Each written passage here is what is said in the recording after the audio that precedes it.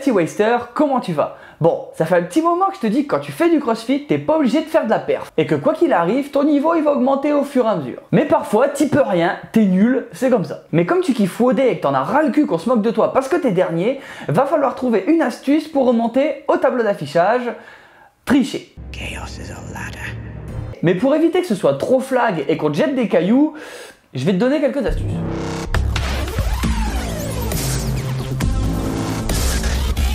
Qu'on soit clair, ton but c'est de paraître meilleur, mais pas d'être un surhomme. Alors va falloir que tu fasses le point sur tes réelles capacités, parce qu'il faut pas déconner quand même. Le premier point pour une tricherie réussie, compte tes reps intelligemment. Parce que même si les gens généralement ils s'occupent de leur WOD, si tu fuck vraiment trop les reps, ça va se voir.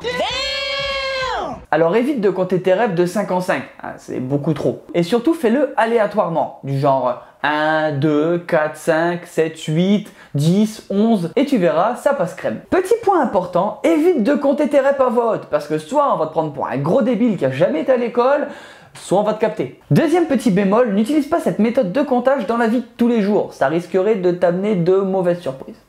J'y avais pas pensé. Deuxième point, fais des no-reps, ni vu ni connu. On sait tous que le coach, il peut pas regarder partout. Alors si t'as pas envie de trop cheater les reps, parfois réduis un petit peu l'amplitude, ou alors lance ton wall ball un peu moins haut, ou tu peux aussi faire des pull-ups où tu passes pas le menton en dessous de la barre. Tu vois les astuces? Ce point il a quand même un super désavantage, c'est de jamais te faire progresser. Alors utilise-le avec parcimonie. Jamais. Troisième point, transpire un peu. Bah oui, parce que même Rich Froning ou Matt Fraser, je t'assure, ils transpirent. Si tu fais le WOD, qu'avec tes techniques tu fais une performance de fou et qu'à la fin t'es même pas chaud et tu transpires pas, c'est louche. Alors donne-toi un minimum histoire qu'à la fin on se dise ouais bon lui dans le doute il est bon. En 4, fais des pauses et râle pendant le WOD. Le mental au CrossFit, on sait que c'est essentiel. Et généralement, quand tu es au bout de l'effort, eh ben il craque et tu fais que râler. Alors là, il faut que tu sois vicieux, râle, fais des pauses, dis que le WOD il est trop dur, insulte un peu les coachs et tu verras, ça passe.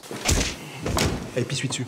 Bien sûr, il faudra que tu combines avec les astuces d'au-dessus, pour une efficacité maximum dans la tricherie. Et si tu es bon acteur, tu verras qu'on va même te féliciter à la fin du WOD pour ton engagement. Oh yeah. En 5, ne te vante pas. Parce que c'est cool que tu finisses bien classé, mais si tu commences à te pavaner devant les gens qui sont en PLS, oublie pas que eux, leur WOD, il était plus dur, plus long, avec plus de reps que toi. Alors te la pète pas trop. Parce que eux, dans le fond, ils ont beaucoup plus mal que toi. Sixième point important, ne fais pas de compète. Ah d'accord. Ça peut te paraître logique ou pas, je suis pas dans ta tête en fait. Je suis cool les mecs. Mais si tu triches en WOD pour avoir des bonnes performances, dis-toi que ça sera très compliqué de faire la même chose alors que tu auras un juge à côté de toi. Donc si tu veux pas que tout le monde se rende compte qu'en fait tu es un gros mauvais, évite de te montrer en public avec des perfs de merde parce que tu as triché dans des entraînements. C'est un peu comme si tu décidais de prendre des stéroïdes et que tu te portais volontaire pour faire un contrôle antidopage.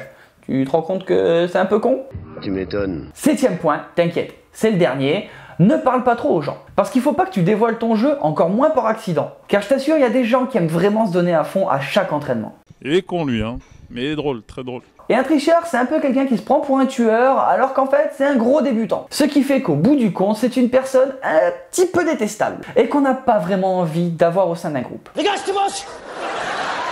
Voilà, je pense qu'avec cette vidéo, t'as compris que tricher, ça t'apportera rarement grand chose, si ce n'est te mentir à toi-même ou aux autres. Et si les gens se rendent compte, tu te feras surtout mal voir au sein de ta box. Ça sert à rien de vouloir faire le bonhomme alors qu'on est débutant. Quoi qu'il arrive, si tu t'entraînes, tu vas évoluer au fur et à mesure. Va à ton rythme, et si un jour tu finis dernier, c'est pas grave, ça te motivera pour la prochaine fois. Et si on se moque de toi parce que t'arrives pas à faire un mouvement, ou alors que t'es mort parce que t'as pas de cardio, etc., dis-toi que la première capacité d'un athlète, c'est de savoir respecter son adversaire. Alors, éloigne-toi des gens nocifs qui sont autour de toi. Bon, et sinon toi, est-ce que tu as déjà triché dans un WOD? Alors dis-le en commentaire, comme ça on pourra en parler. En attendant, la vidéo elle est terminée. Si t'es pas un dalleux, laisse un pouce bleu, abonne-toi. Si tu veux rejoindre la team et voir un petit peu plus de l'envers du décor, n'hésite pas à me rejoindre sur Instagram et Facebook, les liens ils sont en description comme d'habitude. Et on se retrouve chaque mardi et vendredi pour une prochaine vidéo. Ciao ciao.